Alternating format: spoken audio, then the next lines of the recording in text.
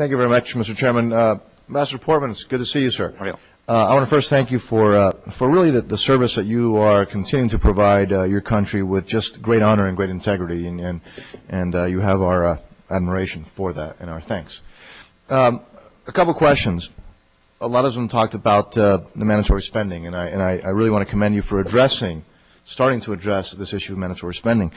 The President a while ago recommended and asked for a bipartisan commission or committee of members of Congress to try to, with putting everything on the table, try to address this long-term issue. It was pretty much rejected by the non-majority party. Would the President still be open to that idea of a bipartisan group of members of Congress with putting everything on the table with no preconditions, with no, to try to see if we can get a better handle on that issue? That's question number one, if you'll just hold the answers. Question number two, I just wanted to make sure that I'm not confused. I'm not the smartest guy in the world, but when I heard your presentation, and then I later heard our chairman, who's clearly a bright and honorable person, talk about Medicare cuts in your budget. I understood that there are not Medicare cuts, that there's a decrease in the increase. I just want to make sure that I didn't get that wrong.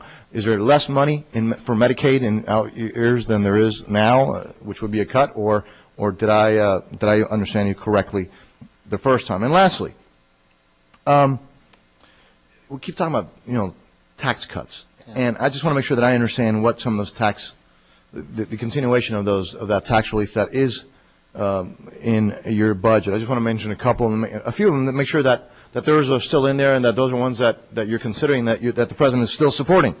For example, the child tax credit, is that extended, that tax cut per child? Is the marriage penalty relief, is that still extended?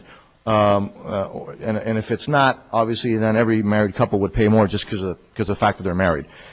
Is the college tuition deduction still supported by the President? Is the school teacher expense deduction still supported by the President? Just want to kind of clarify, simplify for somebody who's a simple-minded person like me, what are some of the specific tax cuts that the President is still supporting, and that is reflected in your budget? And with that, I'll allow you to answer the questions. Thank you. Thank you, Mr. Chairman.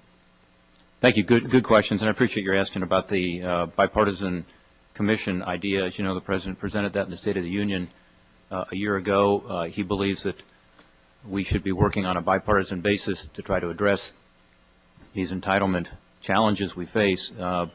He is absolutely in favor of that, and I think in an election year it was probably hard for Republicans and Democrats alike to come together. There wasn't a whole lot of interest expressed by Democrat leadership at that time. Now we're beyond that election.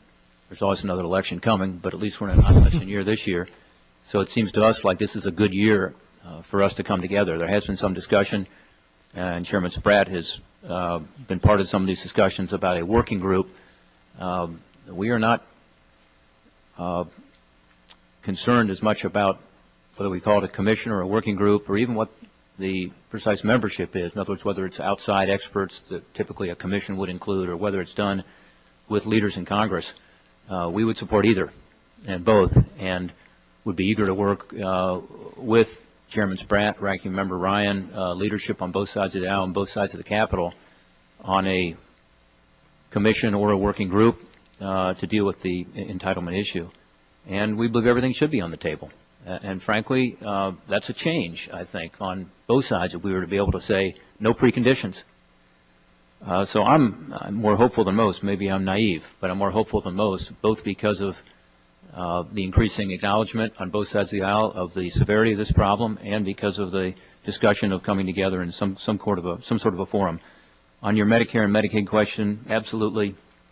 The Medicare program over the next 10 years grows at 7.6%. Instead, with all the proposals that we have included in our budget, it would grow still, and it would grow at 7.4% over 10 years under current projections, and instead it would grow at 6.7%. So 7.4% versus 6.7% would be the difference. That still is a healthy rate of growth. It's an annual rate of growth.